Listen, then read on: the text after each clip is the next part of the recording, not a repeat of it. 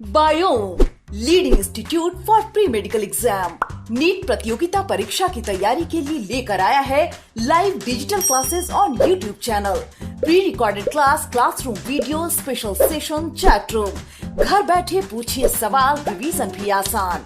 Lockdown में सुनहरे सपनों को दे नई उड़ान। बायोम नगराटोली और हिंडून Ranchi, admission going on. Biome leading institute for pre medical exam. एक एनसीईआरटी का क्वेश्चन है जिसमें कुछ प्रॉब्लम आ रहा है कैलकुलेशन का। तो relative lowering in vapour pressure से प्रॉब्लम है। क्वेश्चन क्या है, ये 90 ग्राम वाटर लिया गया है, 90 ग्राम वाटर, 90 ग्राम H2O। अब इसमें क्या किया गया है, 30 gram solute, non volatile solute add किया गया है। 90 ग्राम वाटर में 30 ग्राम सॉल्यूट डाला हुआ है। तो इस सॉल्यूशन का वेपर प्रेशर जो है P सॉल्यूशन 2.8 है, 2.8। फर्दर क्या बोल रहा है कि 18 ग्राम और वाटर डाल दिया, 18 ग्राम वाटर। मतलब अब वाटर जो है H2O जो है अब कितना हो गया, यहां पे देख लो 90 ग्राम मीन्स क्या हो गया, 5 मोल्स, 5 मोल्स H2O, ये याद रखेंगे। और 18 ग्राम और डाल दिया गया तो यहां पे कितना हो गया, 6 मोल्स हो गया, 6 मोल्स H2O। तो क्या है कि इसका जो सॉल्यूशन का जो वेपर प्रेशर है 2.9 किलो पास्कल में है, किलो पास्कल। तो बोल रहा है मॉलिक्यूलर मास ऑफ सॉल्यूट क्या होगा और vapour pressure of pure solvent क्या होगा। एनसीईआरटी का क्वेश्चन है। क्वेश्चन समझ में आया, क्या बोला कि 90 ग्राम वाटर में जब 30 ग्राम सॉल्यूट डालते हैं तो उसका वेपर प्रेशर सॉल्यूशन का 2.8 किलो पास्कल। फर्दर 18 ग्राम और वाटर ऐड किए, 18 ग्राम मीन्स 1 मोल, पहले से कितना मोल था, 5 मोल्स, अब 1 मोल और ऐड किए तो उसका अब वाटर हो गया 6 मोल्स। तो उसका वेपर प्रेशर जो सॉल्यूशन का है 2.9 किलो पास्कल है। और तो मॉलिक्यूलर मास ऑफ सॉल्यूट और vapour pressure of pure solvent क्या होगा। तो अगर रॉल्स लॉ को याद करेंगे तो उसमें क्या था, P0 minus PS by P0 is equal to mole fraction of solute, ये था हमारा। लेकिन इससे कैलकुलेट करेंगे तो थोड़ा सा ज्यादा कैलकुलेशन करना होगा। तो क्या किए थे, मॉडिफिकेशन किए थे। अब मॉडिफिकेशन में क्या बताए थे कि PS इक्वल टू P0 और XB, मतलब vapour pressure of pure solvent और mole fraction of solvent. Mole fraction of solvent means क्या होगा, moles of solvent by moles of solvent plus moles of solute, ये हो गया। अब जरा ध्यान दो, अगर हम केस 1 का बात करते हैं, केस 1, तो फर्स्ट केस में क्या देख रहे हैं, कितना वाटर का मोल है, 5 मोल्स, और उसमें सॉल्यूशन का वेपर प्रेशर कितना है, 2.8। तो लिखेंगे 2.8 और ये तो P0 हो गया। और मोल्स ऑफ वाटर कितना है, 6/6 प्लस, और इसका मास दिया हुआ 30 ग्राम, तो 30 by molecular mass of solute MA मान लेंगे। ठीक है, तो यहां तक तो कोई प्रॉब्लम नहीं। इसको और सिंप्लीफाई करेंगे, M को LCM लेकर के बनाएंगे तो क्या होगा, यही वाला आ जाएगा हमारा P0 और 6M बाई 6M प्लस 30 आ जाएगा।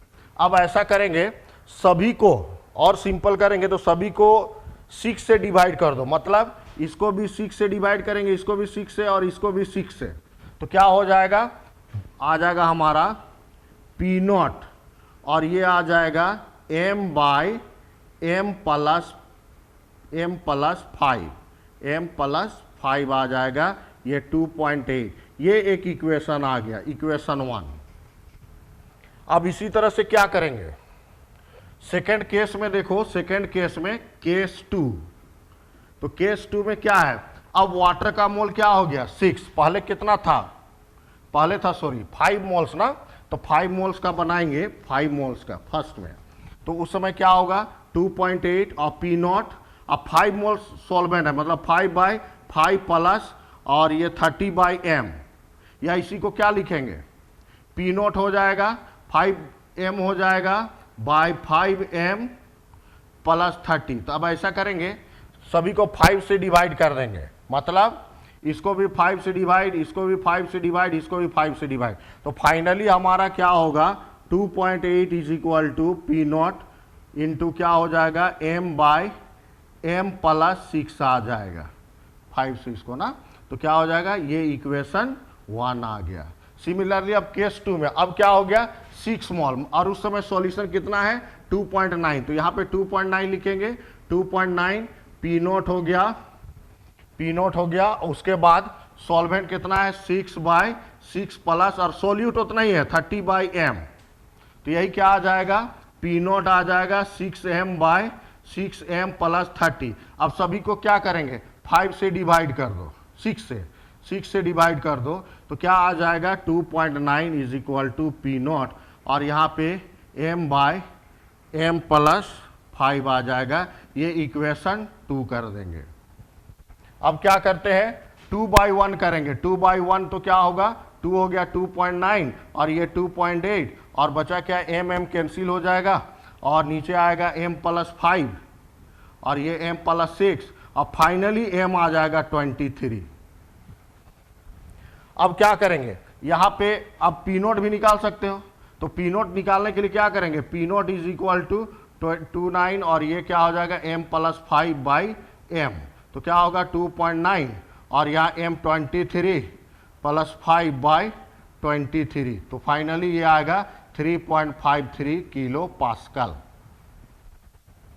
तो थोड़ा सा इसमें कैलकुलेशन था और कुछ नहीं था, ठीक है।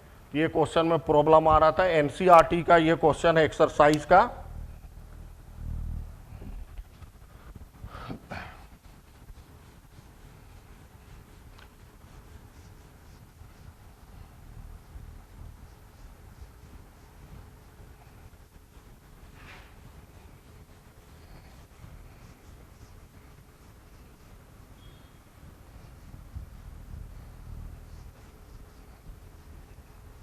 तो लास्ट क्लास में हम लोग molecular mass of solute by using osmotic pressure हम लोग कैलकुलेट किए थे, और उसके लिए क्या था कैलकुलेशन फॉर मॉलिक्यूलर मास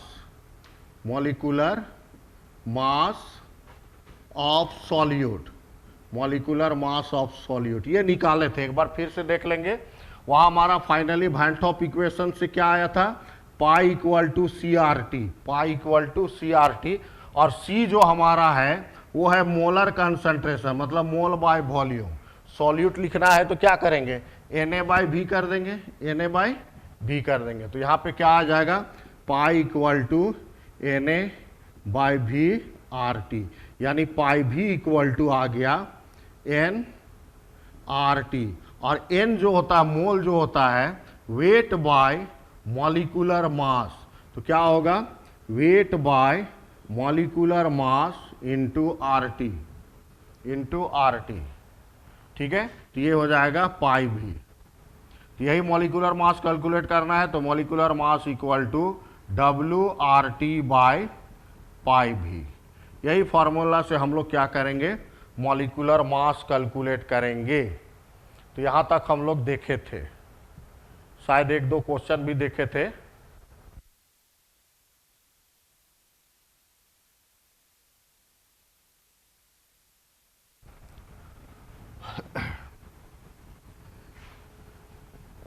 तो यहाँ तक हम लोग देखे हुए थे ना, तो अब एक दो क्वेश्चन इस पे देखते हैं फिर आगे बढ़ेंगे।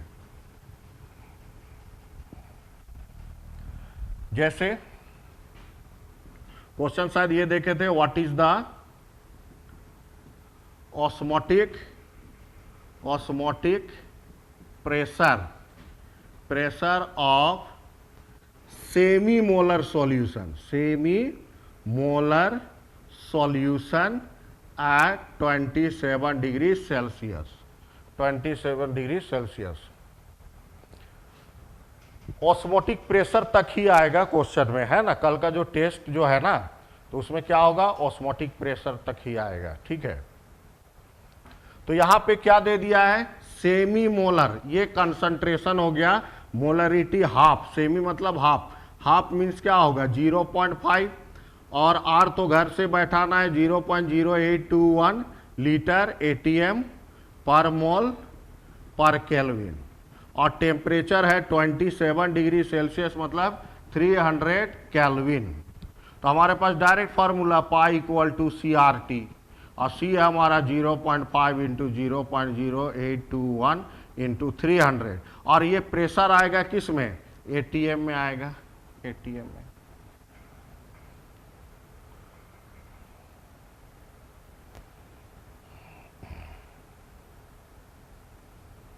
तो याद रखना C जो है कंसंट्रेशन मतलब मोलरिटी, मतलब हम लोग अलग से भी क्या करेंगे, मोलरिटी कैलकुलेट कर लेंगे और RT से मल्टीप्लाई कर देंगे, तो हमारा वो ऑस्मोटिक प्रेशर हो जाएगा। जैसे अगर हम बात करते हैं,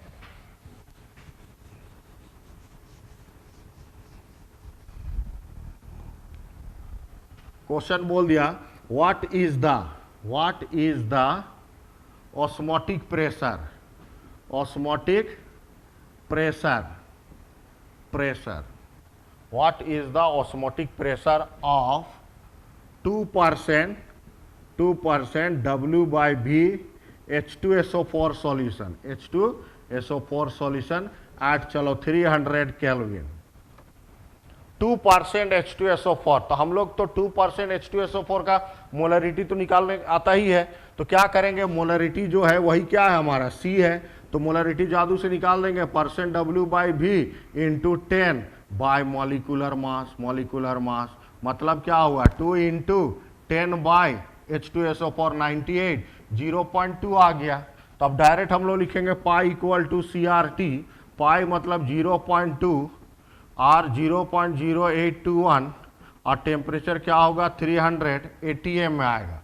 मतलब ये तो हम लोग इजी है, तो जो भी क्वेश्चन में अगर ट्विस्ट करेगा तो कंसंट्रेशन पे, और हम लोग मोलरिटी बहुत तरह से हम लोग निकालने का देख लिए हैं कि अगर वेट परसेंट बाय मास भी दिया रहेगा और डेंसिटी दिया रहेगा, उससे भी हम लोग निकाल सकते हैं, ठीक है।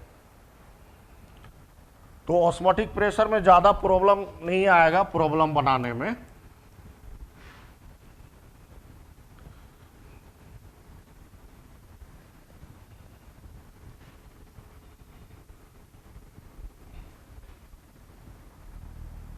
जैसे एक क्वेश्चन और देखो, what is the osmotic pressure of 10% W by W aqueous glucose solution at 25 degree Celsius, 25 degree Celsius. तो क्या होगा, ये डेंसिटी दिया हुआ है, डेंसिटी ऑफ सॉल्यूशन दिया है 1.2 ग्राम पर ml। तो पहले ही भी हम लोग देखे थे कि अगर परसेंट बाय मास दिया है, परसेंट बाय मास दिया हो और डेंसिटी दिया हो, तो मोलरिटी डायरेक्ट निकालेंगे, percent W by W into density into 10 bye molecular mass of solute.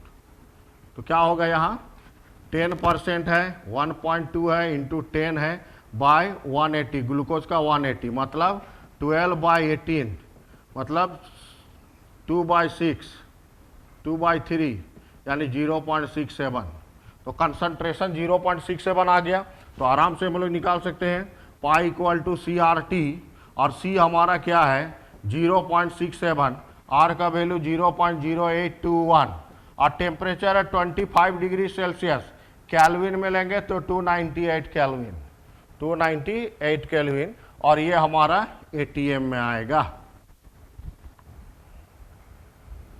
अब बाकी मास उस भी निकालने के लिए देगा तो उसको तोड़ देंगे, मास निकालना है तो वही वाला फॉर्मूला देंगे, पाई B इक्वल टू W/ma/RT, मास भी निकल जाएगा, मॉलिक्यूलर मास भी निकल जाएगा। तो इसमें कोई दिक्कत नहीं, क्योंकि गैसियस स्टेट में हम लोग बना चुके हैं इस तरह का प्रॉब्लम, तो गैसियस स्टेट से ये मिलता जुलता है ना।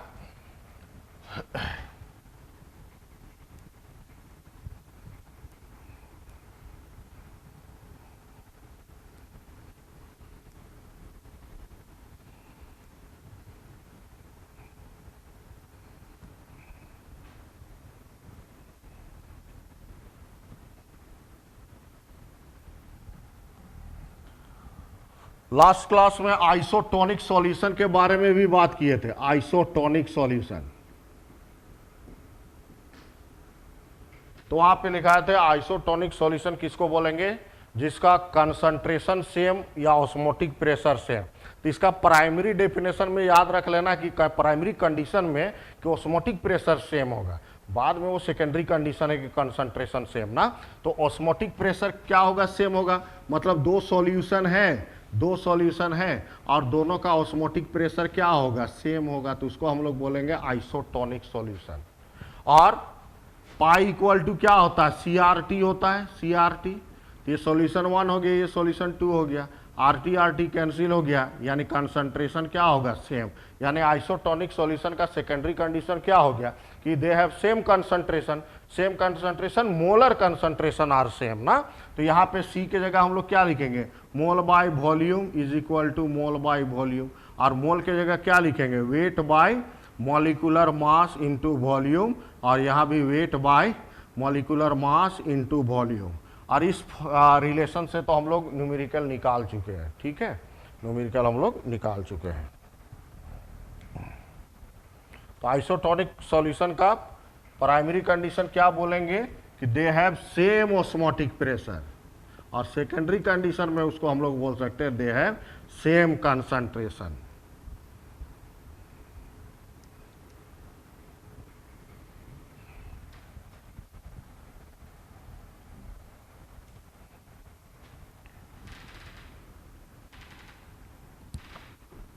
अब हम लोग देखेंगे osmotic pressure of mixture, osmotic pressure of mixture. तो पहला देख लो, इस तरह से देगा, पहला कंडीशन कि दो सॉल्यूशन है, एक का क्या है ऑस्मोटिक प्रेशर π1 और दूसरे का क्या है V1 और वॉल्यूम V1। दूसरा सॉल्यूशन जो है second solution osmotic pressure π2, volume क्या होगा V2। दोनों को मिक्स कर देंगे तो इसका ऑस्मोटिक प्रेशर क्या होगा, वॉल्यूम तो हो जाएगा V1 प्लस V2 ना। तो फॉर्मूला इसका याद रख लेना, π1 V1 plus π2 V2 bye V1 plus V2।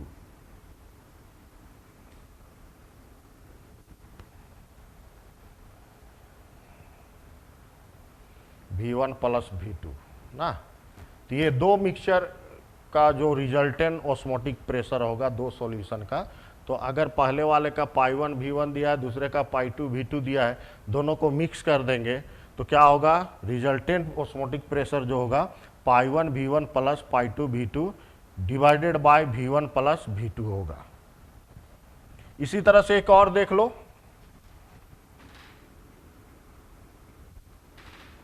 ये एक सॉल्यूशन है, मोल दिया है N1, अब वॉल्यूम दिया है V1। दूसरा सॉल्यूशन है जिसमें मोल्स ऑफ सॉल्यूट दिया है N2, अब वॉल्यूम ऑफ सॉल्यूशन V2। अब दोनों को मिक्स कर देंगे, तो मिक्स कर देंगे तो पाई जो आएगा, मिक्सचर का जो पाई आएगा वो होगा π1 प्लस π2, π1 प्लस π2। और हमारे पास फॉर्मूला है ना πV इक्वल टू nRT, तो पाई इक्वल टू क्या होगा nRT बाई V हो जाएगा। तो π1 इक्वल टू इसका प्रेशर जो होगा π1 equal to N1 RT by V1, और इसका जो π2 जो होगा वो होगा N2 RT बाय V2। अब दोनों को ऐड कर देंगे, मतलब N1 RT by V1 plus N RT by V2, मतलब प्रेशर जो होगा N1 plus N2 into RT by V1 plus V2। तो गैसियस स्टेट में जिस तरह से पढ़े थे वैसे ही इसमें होगा।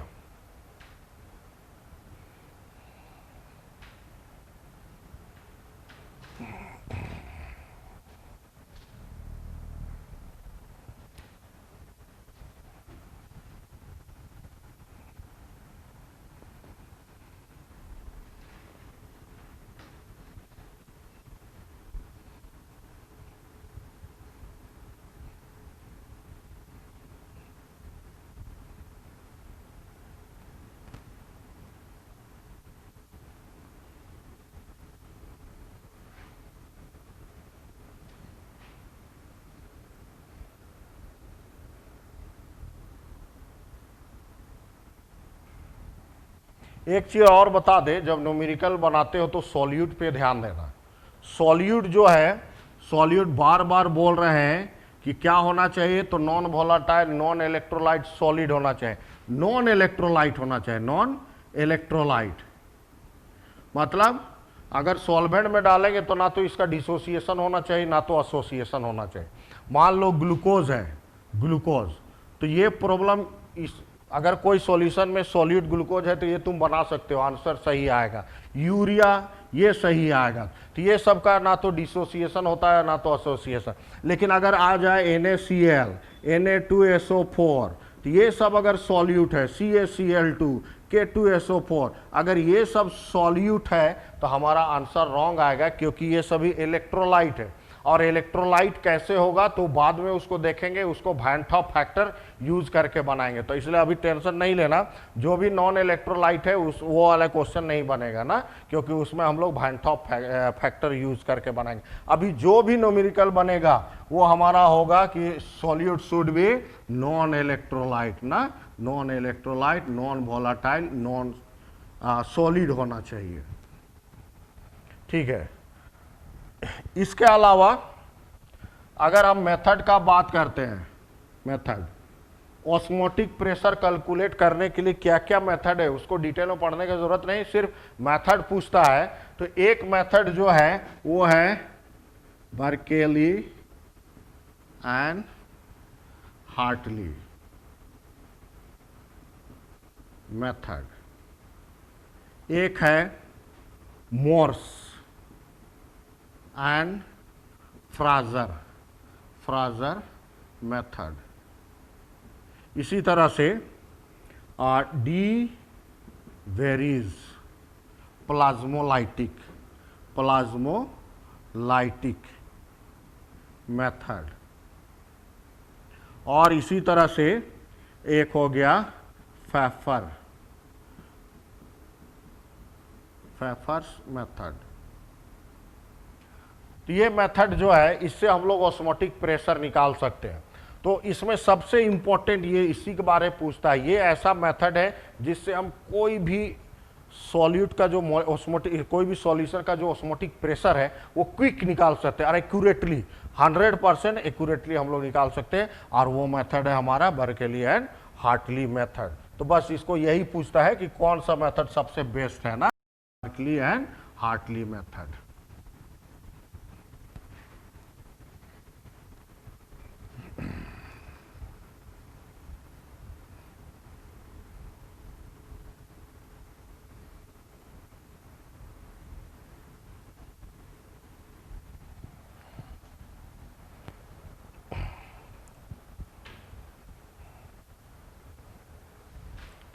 अब हम लोग बात करेंगे थर्ड कोलिगेटिव प्रॉपर्टी। और थर्ड कोलिगेटिव प्रॉपर्टी जो है हमारा depression in freezing point, depression in freezing point, जिसको हम लोग डेल्टा TF से रिप्रेजेंट करेंगे। ये हमारा depression in freezing point, third colligative property, depression in freezing point. तो सबसे पहले हम लोग जानेंगे फ्रीजिंग पॉइंट।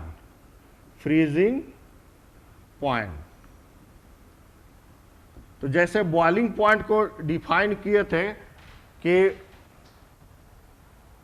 वैसा टेम्परेचर जिसमें वो सब्सटेंस का वेपर प्रेशर इक्वल हो जाता है एटमॉस्फेरिक प्रेशर का, तो उसको हम लोग बोलते हैं बॉइलिंग पॉइंट। फ्रीजिंग पॉइंट को भी वेपर प्रेशर के टर्म पे समझेंगे, वेपर प्रेशर के टर्म पे समझेंगे। जरा सा देखो, मान लो ये वाटर है, वाटर अभी 10 डिग्री सेल्सियस पे है, और एक चीज याद रख लेना, टेम्परेचर बढ़ाते हैं तो वेपर प्रेशर भी बढ़ता है, और टेम्परेचर घटेंगे तो वेपर प्रेशर भी घटता है ना। Vapour pressure directly proportional to temperature होता है। तो अभी 10 डिग्री सेल्सियस पे है, तो अब देखो 10 डिग्री सेल्सियस टेम्परेचर डिक्रीज करो, तो टेम्परेचर डिक्रीज करेंगे, एक समय चलो आ गया कितना 0 डिग्री सेल्सियस, तो ऐसे करके ऐसे देखेंगे तो ऐसा नहीं कि ये हमारा आइस बन जाएगा, नहीं, वो क्या होगा, कुछ सॉलिड भी होगा मतलब आइस होगा, और कुछ लिक्विड भी होगा। और याद रख लेना कि आइस से भी वेपर निकलेगा और लिक्विड स्टेट से भी वेपर निकलेगा। तो देखेंगे कि जिस टेम्परेचर पे दोनों स्टेट का वेपर प्रेशर इक्वल हो जाता है तो उसको हम लोग बोलते हैं फ्रीजिंग पॉइंट। मतलब सॉलिड और लिक्विड स्टेट का वेपर प्रेशर जब इक्वल हो जाता है तो उसको हम लोग बोलते हैं फ्रीजिंग पॉइंट। और वेपर प्रेशर एटमॉस्फेरिक प्रेशर की इक्वल हो जाता है तो वो बॉइलिंग पॉइंट, वो टेम्परेचर। लेकिन आपस में वेपर स्टेट, लिक्विड स्टेट और सॉलिड स्टेट का जो वेपर प्रेशर है आपस में इक्वल हो जाता है तो उसको हम लोग बोलेंगे फ्रीजिंग पॉइंट। मतलब बोलेंगे the temperature at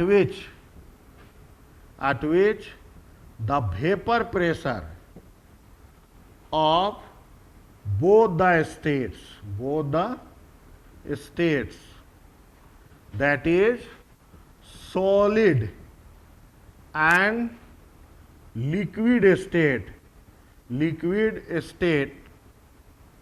becomes equal is called freezing point. मतलब जिस टेम्परेचर पे सॉलिड स्टेट और लिक्विड स्टेट का वेपर प्रेशर इक्वल हो जाएगा उस टेम्परेचर को हम लोग क्या कहते हैं, फ्रीजिंग पॉइंट। हमेशा याद रख लेना, फ्रीजिंग पॉइंट ऑफ वाटर अगर बोला जाए तो क्या होगा, 0 डिग्री सेल्सियस और 273.15 केल्विन, ये फ्रीजिंग पॉइंट ऑफ वाटर हो गया। ठीक है, तो जिस टेम्परेचर पे दोनों स्टेट का, सॉलिड और लिक्विड स्टेट का वेपर प्रेशर क्या होगा, इक्वल हो जाएगा, तो उसको हम लोग बोलेंगे फ्रीजिंग पॉइंट।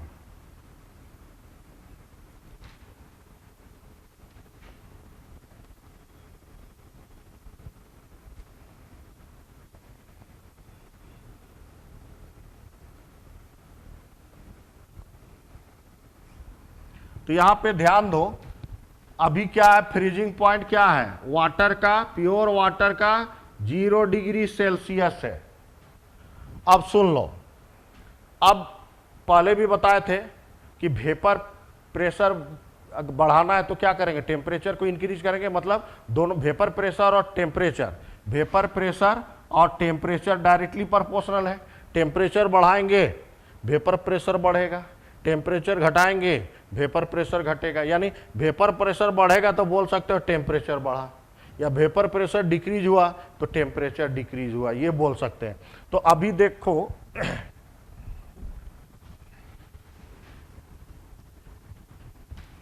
वाटर का फ्रीजिंग पॉइंट, प्योर सॉल्वेंट जो है उसका फ्रीजिंग पॉइंट कितना है, 0 डिग्री सेल्सियस।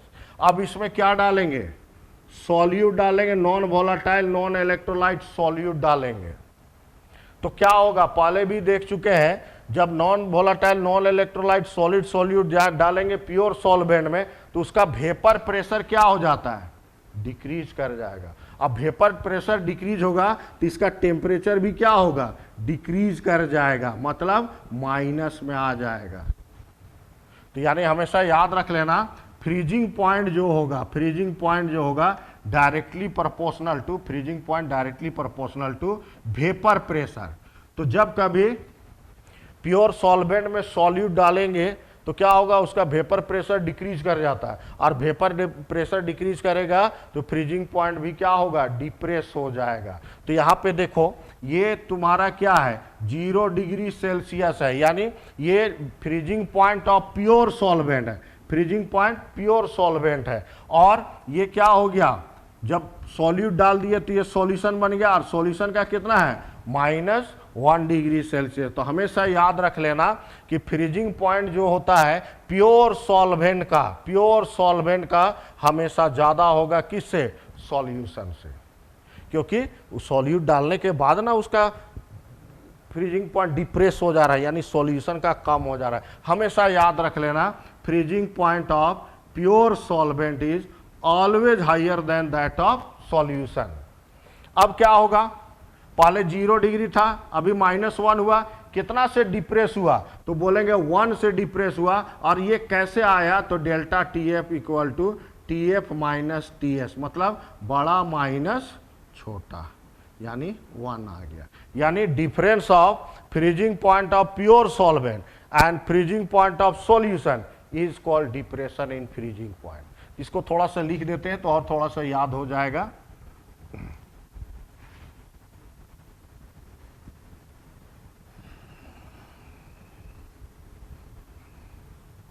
तो इसी रिलेशन को देखते हुए बोलेंगे हम लोग फ्रीजिंग पॉइंट जो होगा डायरेक्टली प्रोपोर्शनल टू क्या होता है, वेपर प्रेशर। ये याद रख लेना, मतलब when non volatile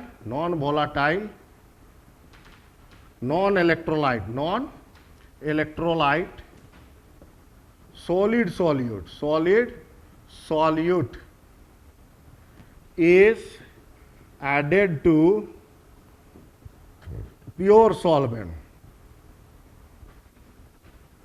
its vapor pressure decreases and hence freezing point gets depressed। मतलब हमेशा याद रख लेना कि फ्रीजिंग पॉइंट जो होगा, freezing point of pure solvent always higher than that of solution,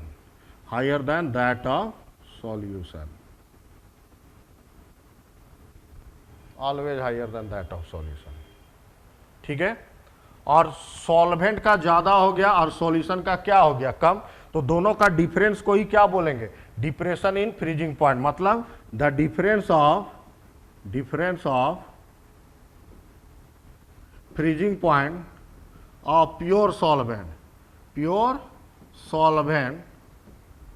and freezing point of solution is called depression in freezing point, मतलब solvent का फ्रीजिंग पॉइंट और सॉल्यूशन का फ्रीजिंग पॉइंट दोनों का डिफरेंस को हम लोग बोलेंगे डिप्रेशन इन फ्रीजिंग पॉइंट।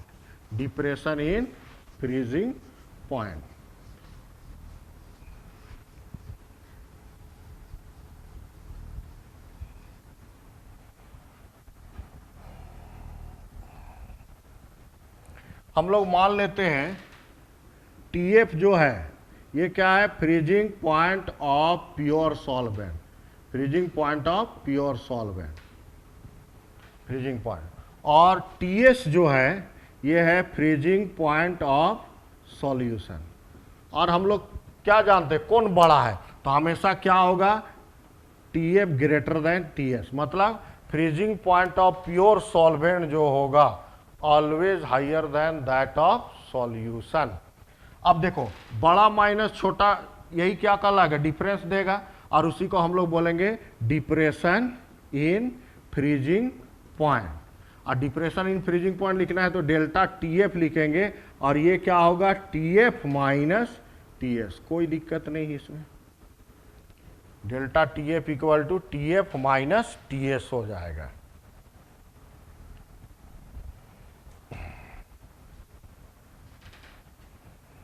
अब जरा ध्यान से देखो, एक ग्राफ से इसको हम लोग समझेंगे, है ना, ग्राफ से, वो इंपॉर्टेंट है।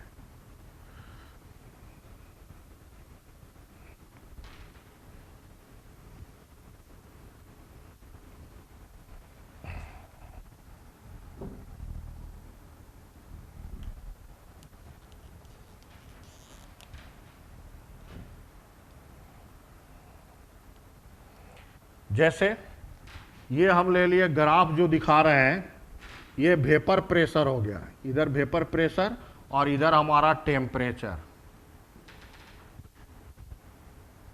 तो हम लोग क्या बताए, टेम्परेचर और वेपर प्रेशर में कैसा रिलेशन है, डायरेक्टली रिलेशन है। मतलब क्या होगा, टेम्परेचर अगर इंक्रीज करोगे तो वेपर प्रेशर भी क्या होगा, बढ़ेगा। चलो आइस ले लेते हैं। आइस क्या है, सॉलिड। उसको हीट करना शुरू करेंगे, टेम्परेचर बढ़ाना शुरू करेंगे तो वहां पे क्या होगा, आइस जो है ट्रांसफॉर्म हो जाएगा लिक्विड में। तो जरा सा ध्यान देना कि दोनों ठीक है, टेम्परेचर बढ़ाने से क्या होगा, वेपर प्रेशर बढ़ेगा, लेकिन सॉलिड स्टेट का वेपर प्रेशर कुछ अलग तरह से बढ़ता है, लिक्विड स्टेट का अलग से कुछ अलग तरह से बढ़ेगा। तो देख लो यहाँ पे अभी हम बात कर रहे हैं, देखो अगर हम टेम्परेचर बढ़ाते हैं तो वेपर प्रेशर भी बढ़ेगा, और वेपर प्रेशर बढ़ेगा, मान लो आइस है मतलब सॉलिड है, ये क्या हो गया, सॉलिड।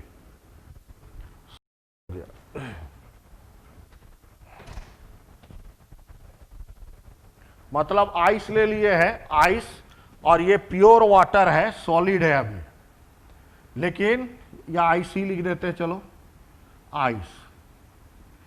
अब जब तक आइस है यानी सॉलिड है तो इस तरह से जाएगा, टेम्परेचर बढ़ेगा, वेपर प्रेशर बढ़ेगा। लेकिन जैसे ही लिक्विड में ट्रांसफर होगा और उसके बाद टेम्परेचर बढ़ाओगे तो वेपर प्रेशर ठीक है बढ़ेगा, लेकिन इस तरह से कर्व बनाते हुए बढ़ेगा। ये तुम्हारा क्या हो गया, सॉल्वेंट हो गया। अब ये लिक्विड हो गया, क्या हो गया, लिक्विड हो गया, वाटर। तो देख रहे हो, ये लिक्विड स्टेट में इस तरह से चेंज किया है और ये सॉलिड स्टेट में चेंज किया है। अब पहले वाला डिफिनेशन देखो तो क्या बोले थे कि जिस टेम्परेचर पे सॉलिड स्टेट और लिक्विड स्टेट का वेपर प्रेशर इक्वल होता है उस टेम्परेचर को फ्रीजिंग पॉइंट बोलते हैं। तो जरा देखो तो, ये तुम्हारा लिक्विड स्टेट है और ये तुम्हारा सॉलिड स्टेट है, यहीं पे दोनों का वेपर प्रेशर इक्वल है, और जहां पे इक्वल होगा वही टेम्परेचर को हम लोग क्या बोलेंगे, फ्रीजिंग पॉइंट। ये प्योर सॉल्वेंट का हो गया, प्योर सॉल्वेंट का। ये लिक्विड स्टेट, ये सॉलिड स्टेट, दोनों का वेपर प्रेशर इक्वल हुआ है, इस टेम्परेचर को हम लोग बोलेंगे फ्रीजिंग पॉइंट, प्योर सॉल्वेंट का। अब क्या बोले थे, अब इसमें सॉल्यूशन बनाना है, तो सॉल्यूशन बनाने के लिए हम लोग क्या करेंगे, सॉल्यूट डालेंगे। अब पहले ही बताए थे कि जब कभी प्योर सॉल्वेंट में सॉल्यूट डालते हैं तो उसका वेपर प्रेशर क्या होता है, कम होता है, लोअरिंग इन वेपर प्रेशर। तो सॉल्यूशन का वेपर प्रेशर हमेशा क्या होगा, कम हो जाएगा। मतलब सॉल्यूशन का क्या होगा, कम हो जाएगा। कम हो जाएगा तो हम इसको इस तरह से दिखा देंगे, चलो यहाँ पे ये कम हो गया, ये हो गया तुम्हारा सॉल्यूशन। अब देखो सॉल्यूशन भी लिक्विड है और ये सॉलिड है, यहां पे देखो ये दोनों यहां पे मिला है, मतलब इस टेम्परेचर पे वेपर प्रेशर इक्वल हुआ है, ये सॉल्यूशन का हो गया। अब ग्राफ से ही क्या दिख रहा है यहाँ पे कि टीएस जो है लेस देन टीएफ है, टीएस जो है लेस देन टीएफ है, और यहां दोनों का डिफरेंस को ही डेल्टा टीएफ बोलते हैं, दोनों का डिफरेंस को डेल्टा टीएफ बोलते हैं। अब देखो ये तुम्हारा क्या है, प्योर सॉल्वेंट है, vapour pressure of pure solvent, और ये सॉल्यूशन का है पीएस, और दोनों का डिफरेंस को हम लोग बोलेंगे डेल्टा पी नॉट, दोनों का डिफरेंस को हम लोग क्या बोलेंगे, डेल्टा पी नॉट। अब जरा ग्राफ को और ध्यान से देखो, अगर इसको हम इंक्रीज करते हैं, देखो ब्लू वाले को इंक्रीज करते हैं, इसको इधर ले जाएंगे, इसको इधर, तो ये वाला भी इंक्रीज करेगा। अगर इसको डिक्रीज करते हैं तो ये वाला भी डिक्रीज करेगा, मतलब इसको इंक्रीज किए तो ये भी इंक्रीज हुआ, इसको डिक्रीज किए तो ये भी डिक्रीज हुआ, यानी दोनों में कैसा रिलेशन है, तो दोनों में रिलेशन है डेल्टा पी नोट जो है वो डायरेक्ट, या डेल्टा टीएफ जो है, डीएफ जो है directly proportional to delta P naught.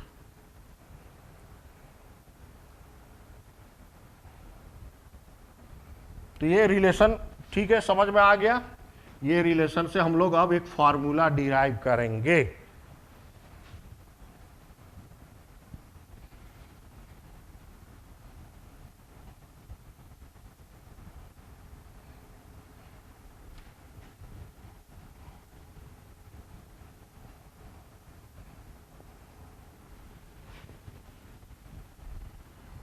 तो हमारा रिलेशन जो आया delta TF proportional to delta P not,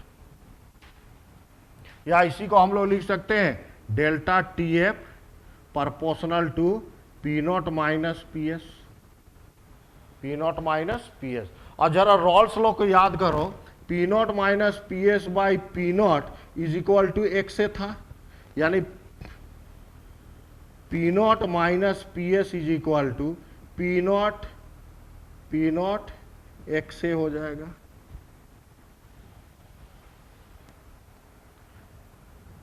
osmotic pressure तक ही आएगा, डिप्रेशन इन फ्रीजिंग पॉइंट से नहीं आएगा, ठीक है। Osmotic pressure pi equal to C R T वाले तक आएगा ना, और इधर से नहीं आएगा, इधर नेक्स्ट टेस्ट में आएगा।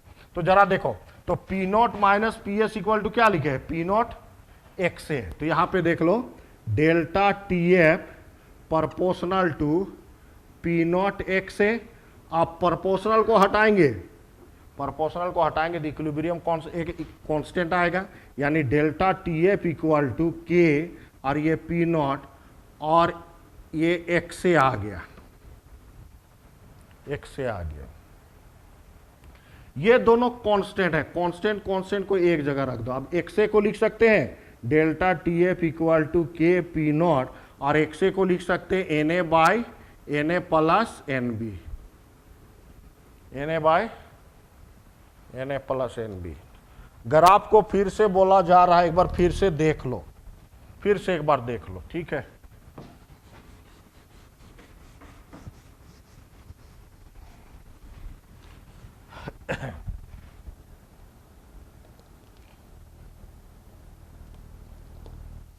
ये जो ग्राफ जो हम लोग देख रहे हैं, वो ग्राफ है हमारा vapour pressure versus temperature graph,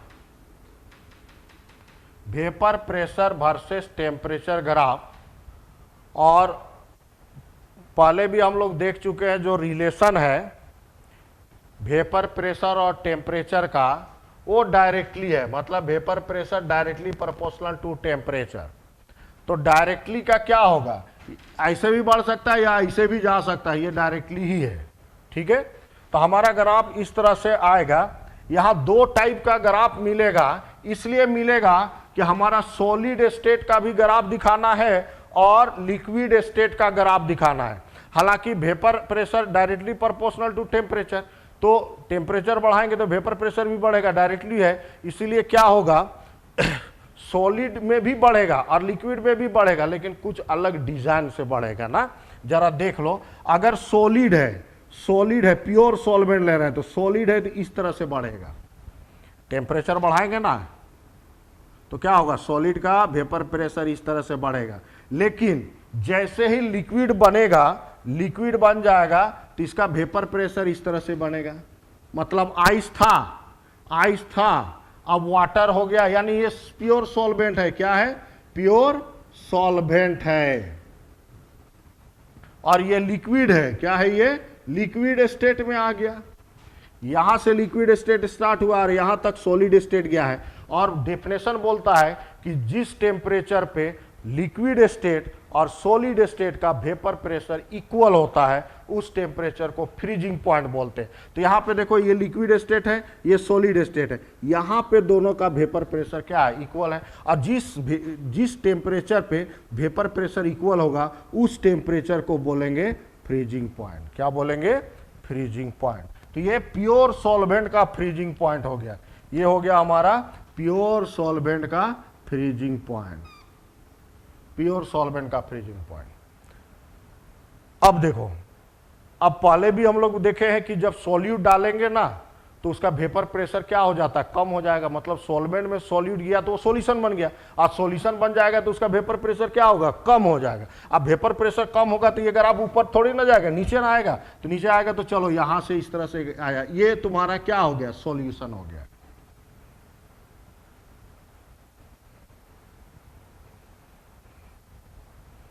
ठीक है।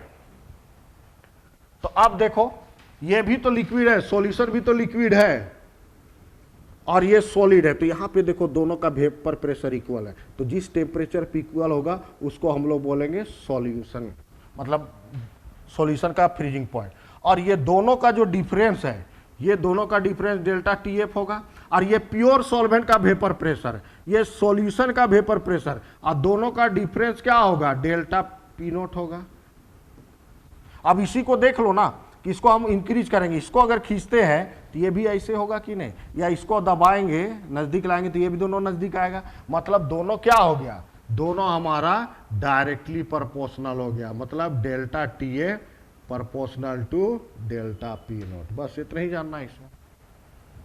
और ये टी एस क्या हो गया, टी एस जो है, ये टी एफ जो है, ये टी एस छोटा है, पहले ये आएगा ना उसके बाद ये जाएगा, तो T S less than T F. तो ये ग्राफ से हम लोग क्या बोले कि depression in freezing point is directly proportional to lowering in vapour pressure, lowering in vapour pressure.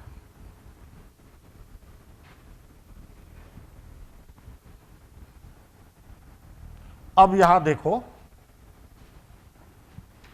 इसी को हम बोले ना कि delta T F proportional to P not minus P S ले लेंगे, और रॉल्स लॉ से क्या जानते हैं, P not minus P S by P naught is equal to X A, तो P not minus P S equal to P not X A, तो P not minus P S की जगह ये लिखेंगे, और प्रोपोर्शनलिटी को हटाओ तो क्या होगा, एक कांस्टेंट आएगा और ये पी नॉट और ये एक्स ए आ गया। अब वेपर प्रेशर प्योर सॉल्वेंट वो हमेशा कांस्टेंट होगा, कांस्टेंट टेम्परेचर कांस्टेंट होगा, और ये कांस्टेंट, तो दोनों कांस्टेंट है इसलिए एक साथ रखे। अब एक से जो मोल फ्रैक्शन है किसका होता है, सॉल्यूट का, क्योंकि रॉल्स लॉ ही बोलता है relative lowering in vapour pressure is equal to mole fraction of solute. A हमेशा रिप्रेजेंट करता है सॉल्यूट को, एन ए लिख दिए तो moles of solute, N B लिख देंगे तो मोल्स ऑफ सॉल्वेंट, पहले ही बता चुके थे। तो अब देखो इसी को लिखेंगे delta T F equal to K P naught, और इसको लिखेंगे N A by N A plus N B. Mole fraction solute का है। अब सुनो, डेल्यूट सॉल्यूशन के लिए अगर हम बात करते हैं, for a very dilute solution, for a very dilute solution, dilute solution मतलब क्या हुआ, सॉल्यूट बहुत कम होगा, सॉल्वेंट बहुत ज्यादा होगा, मतलब Na is very very less than Nb, मतलब moles of solute is very very less than moles of solvent, moles of solvent. तो इसको हम लोग Na प्लस Nb को हम लोग क्या करेंगे, इसको नेग्लेक्ट कर देंगे तो बचेगा क्या, Nb, यानी यहाँ पे Na प्लस Nb की जगह सिर्फ Nb लिखेंगे, तो हमारा फॉर्मूला होगा delta T F is equal to K P naught, constant है एक साथ रखे, और यहाँ पे क्या आएगा Na बाय Nb, या इसी को देख लो, Na को तोड़ देंगे तो हमारा क्या होगा, delta T F is equal to K, और ये पी नॉट, Na को तोड़ोगे तो क्या होगा, W A by M A, और ये हो जाएगा M B by W B, M B by W B.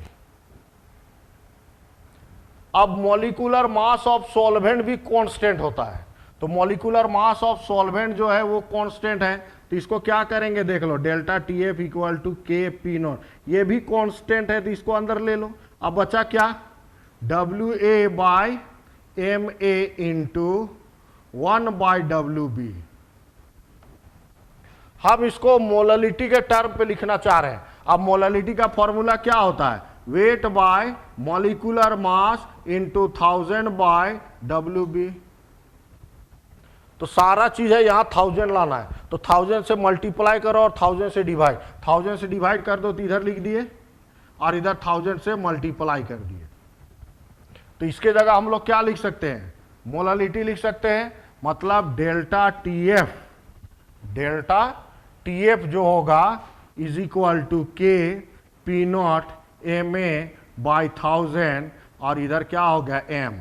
अब ये कांस्टेंट को वापस हटाओ तो दिखाई देगा ना delta T A proportional to M. यहाँ पे क्या था, delta T A proportional to lowering in vapour pressure, और इधर lowering in vapour pressure proportional to molality. पहले भी हम लोग फार्मूला देख चुके थे। तो हमेशा याद रख लेना, यहीं से इधर का दिक्कत नहीं है, इधर से उस तरह का जरूरत नहीं पड़ता है, जरूरत पड़ेगा यहाँ से। मतलब लोअरिंग या depression in freezing point is directly proportional to its molality. Molality means molal concentration, molal concentration.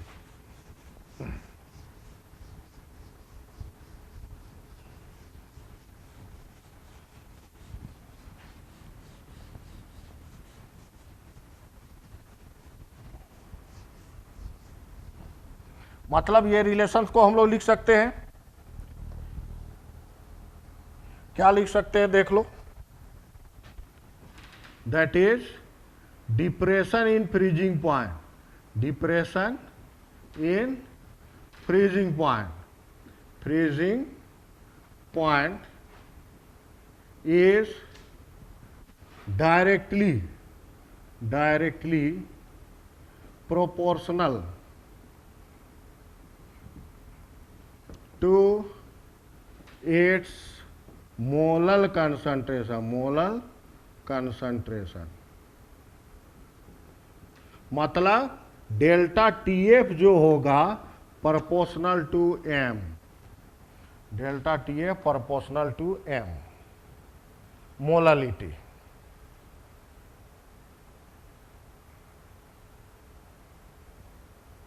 ठीक है, अब देखो प्रोपोर्शनलिटी को हटाएंगे तो कांस्टेंट आएगा ना, उतना भीड़ भाड़ वाला कांस्टेंट को छोड़ के डायरेक्ट हम लोग लिखेंगे delta T F equal to K F into M, K F into M. और के एफ जो है कांस्टेंट है, इसका नाम है molal depression, molal depression constant, और इसी को हम लोग बोलते हैं क्रायोस्कोपिक, क्रायोस्कोपिक कांस्टेंट। यूनिट क्या होगा देख लो, K F equal to delta T F by M, और delta T F change in temperature चाहे केल्विन में लो चाहे सेल्सियस में लो, कोई फर्क नहीं पड़ता, उतना ही आएगा, डिग्री सेल्सियस। और इसका क्या होता है, मोल पर केजी ना, मतलब क्या होगा, पर मोल केजी डिग्री सेल्सियस, ये इसका यूनिट होगा। तो ये रहा मोलल डिप्रेशन कांस्टेंट। अब हम लोग जानेंगे मोलल डिप्रेशन कांस्टेंट किसको बोलेंगे, उसको डिफाइन करेंगे ना, क्रायोस्कोपिक कांस्टेंट के नाम से भी जाना जाता है। मोलल एलिवेशन कांस्टेंट को क्रायोस्कोपिक कांस्टेंट भी बोलते हैं। तब हम लोग क्रायोस्कोपिक कांस्टेंट यानी मोलल डिप्रेशन कांस्टेंट को डिफाइन करेंगे।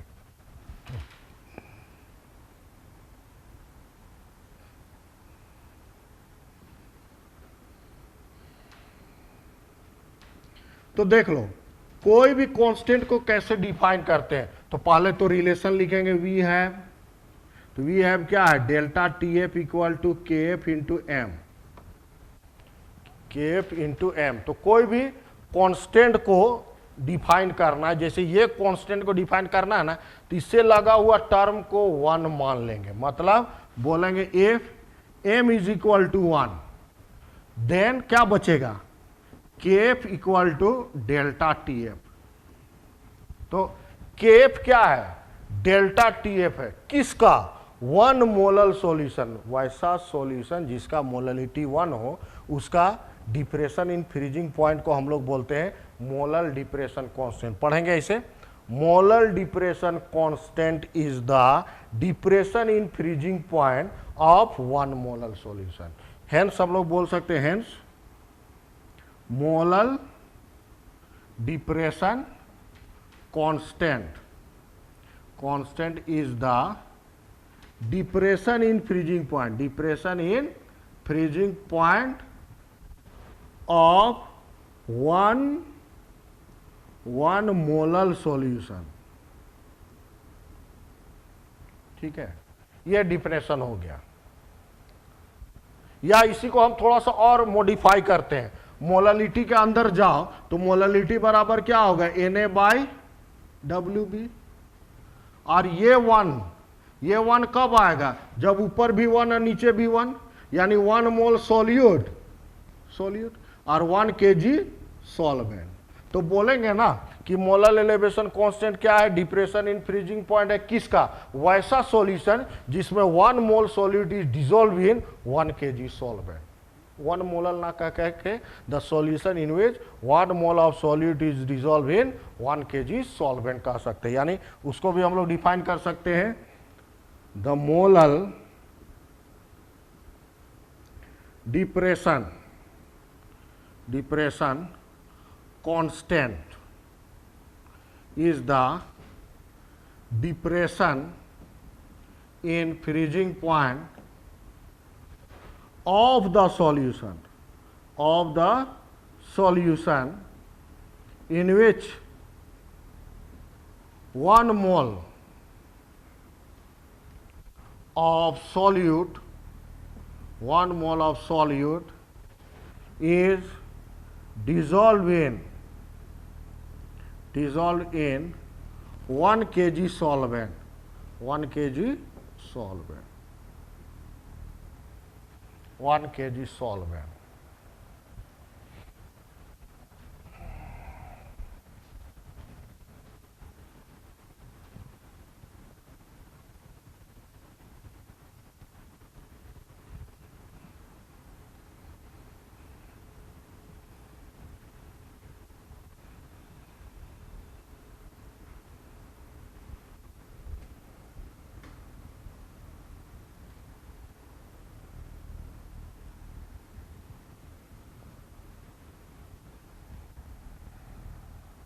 अब एक चीज यहां पे देखेंगे, कैलकुलेशन ऑफ केएफ का वैल्यू हर एक सॉल्वेंट के लिए अलग अलग होगा। तो केएफ का कैलकुलेट कैसे करेंगे? तो इसके लिए रेडीमेड फार्मूला आता है, और रेडीमेड फार्मूला याद रखेंगे क्या है? KF equal to R T F square into molecular mass of solvent by 1000 into delta H F. यहां पे याद रख लेना, आर जो है वो गैस कांस्टेंट है, और ये वाला जो यूनिट में रहेगा वही यूनिट में ये लेंगे। अगर ये जूल में है तो ये इसको भी, आर को भी जूल में लेंगे। ठीक है, तो याद रख लेना जूल में कितना होता है? 8.314 जूल पर केल्विन पर मोल। और कैलोरी में लेंगे तो क्या होगा? 2 मान लेते, 2 कैलोरी पर केल्विन पर मोल। और टीएफ तो पता है ना, freezing point of pure solvent, freezing point of pure solvent. और एमबी जो है ये मॉलिक्यूलर मास ऑफ सॉल्वेंट हो गया, मॉलिक्यूलर मास ऑफ सॉल्वेंट। और ये डेल्टा एचएफ जो लिखे हैं ना, ये है एंथैल्पी ऑफ फ्यूजन ऑफ पर मोल ऑफ सॉल्वेंट, या हम बोल सकते हैं मोलर एंथैल्पी ऑफ फ्यूजन। या इसी का एक और formula KF equal to, molecular mass नहीं लिखना, तो R T F square by 1000, और इसको एलएफ लिखेंगे। तो सिर्फ ये चेंज है यहाँ पे, एलएफ मतलब लैटेंट हीट ऑफ फ्यूजन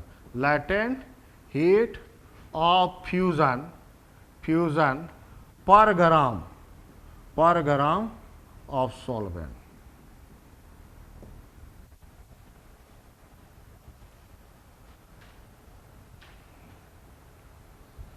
और टेम्परेचर तो हमेशा केल्विन में लेना है, क्योंकि आर का वैल्यू जो है वो देख रहे हो यहाँ पे पर केल्विन यूनिट है ना। तो हमेशा टेम्परेचर जो है, डिफरेंस कुछ भी ले सकते हो, लेकिन यहाँ फ्रीजिंग पॉइंट जो है वो हमेशा किस में लेंगे? केल्विन में लेंगे। तो याद रख लेना हर एक सॉल्वेंट का अलग अलग होता है। तो फॉर वाटर ये तो यूनिवर्सल सॉल्वेंट है ना, इसका हमेशा याद रख लेना केएफ इक्वल टू होता है 1.86 डिग्री सेल्सियस केजी पर मोल।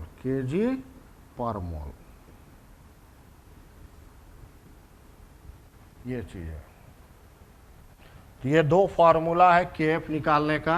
अगर डेल्टा H दिया रहेगा ये फार्मूला से निकालेंगे, और अगर लैटेंट हीट ऑफ फ्यूजन दिया रहेगा, लैटेंट हीट ऑफ फ्यूजन, ये फार्मूला से निकालेंगे।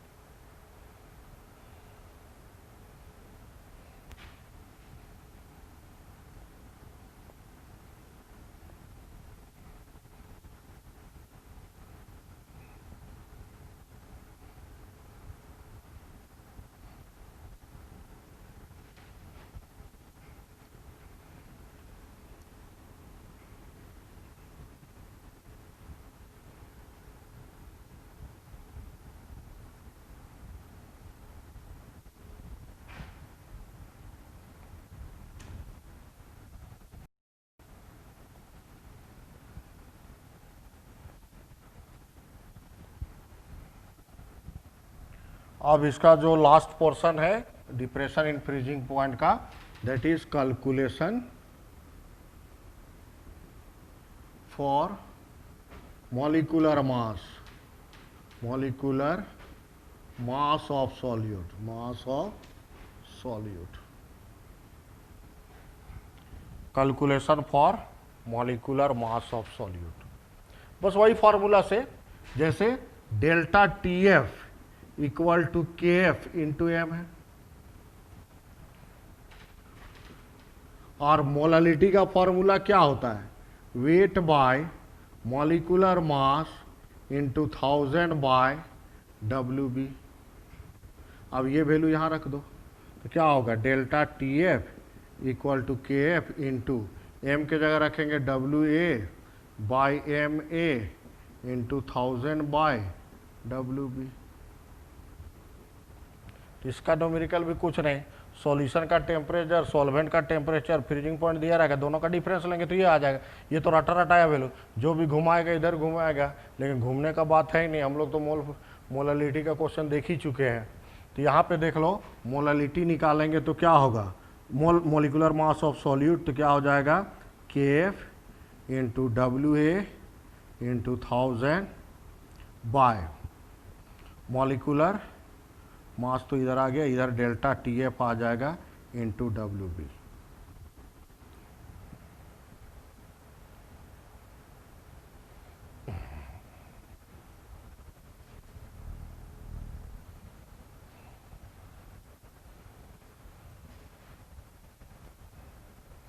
और एक चीज बता दे, नेक्स्ट जो colligative property, last colligative property है, वो हमारा है elevation in boiling point, elevation in boiling point. ये क्या था, ये डिप्रेशन इन फ्रीजिंग पॉइंट था, मतलब सॉल्वेंट का ज़्यादा था और सॉल्यूशन का कम। लेकिन यहाँ एलिवेट हो गया, मतलब सॉल्वेंट का बॉइलिंग पॉइंट क्या होगा, कम होगा, सॉल्यूशन का क्या होगा, ज़्यादा। तो यहाँ पे देखो, अब नेक्स्ट वाला जो है सारा फॉर्मूला इसी तरह से होगा, मतलब डेल्टा TF के जगह यहाँ डेल्टा TB आ जाएगा, और KF के जगह क्या आ जाएगा, KB आ जाएगा, और बाकी वही रहेगा WA by MA into 1000 by WB। अब बोलोगे फर्क और क्या है, तो डेल्टा TB और डेल्टा TF में क्या फर्क है उसको सुनाओ। इसमें बड़ा कौन है, सॉल्वेंट, सॉल्वेंट माइनस सॉल्यूशन, मतलब सॉल्वेंट का फ्रीजिंग पॉइंट माइनस सॉल्यूशन का फ्रीजिंग पॉइंट। लेकिन इसमें उल्टा होगा, सॉल्यूशन का ज़्यादा है और सॉल्वेंट का कम है। बाकी जो भी कैलकुलेशन होगा सेम ही होगा, क्या होगा, सेम होगा।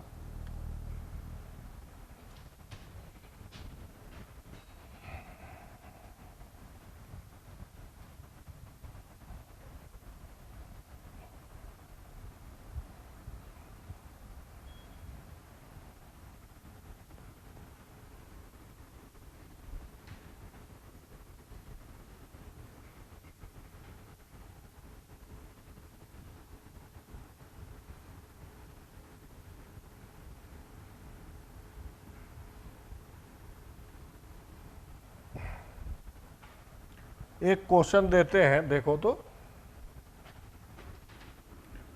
1% aqueous glucose solution has freezing point.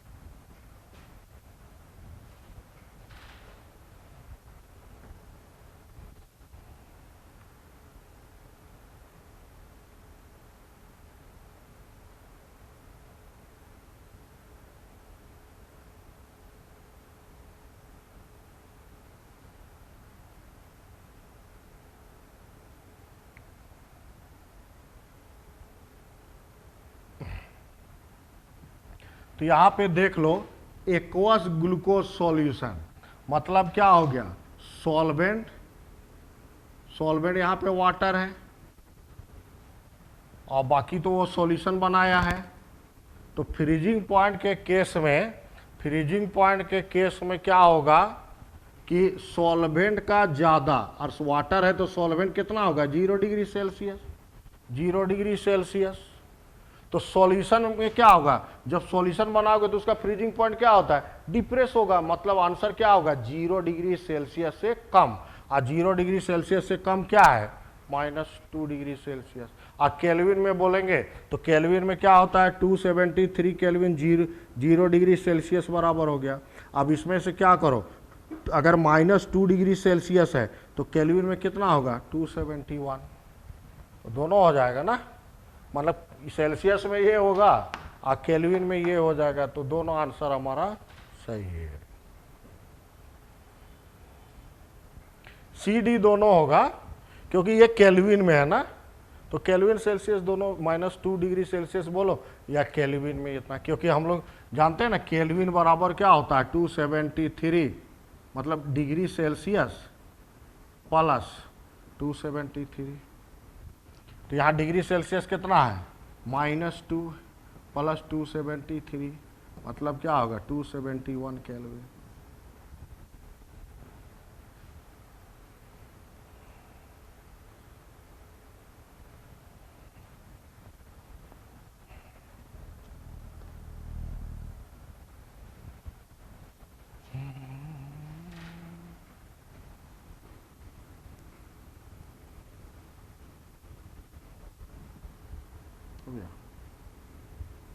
हो गया। तो नेक्स्ट क्लास में हम लोग लास्ट कोलिगेटिव प्रॉपर्टी जो है वो है हमारा एलिवेशन इन बॉइलिंग पॉइंट, और इसको पढ़ने के बाद फिर वैन टॉप फैक्टर का आइडिया लेंगे, फिर उसके बाद नॉन वोलाटाइल लिक्विड वाला रोल्स लो देखेंगे और सॉल्युबिलिटी देखेंगे। अभी सॉल्युबिलिटी लास्ट में देखेंगे ना। तो आज के लिए इतना ही, थैंक यू।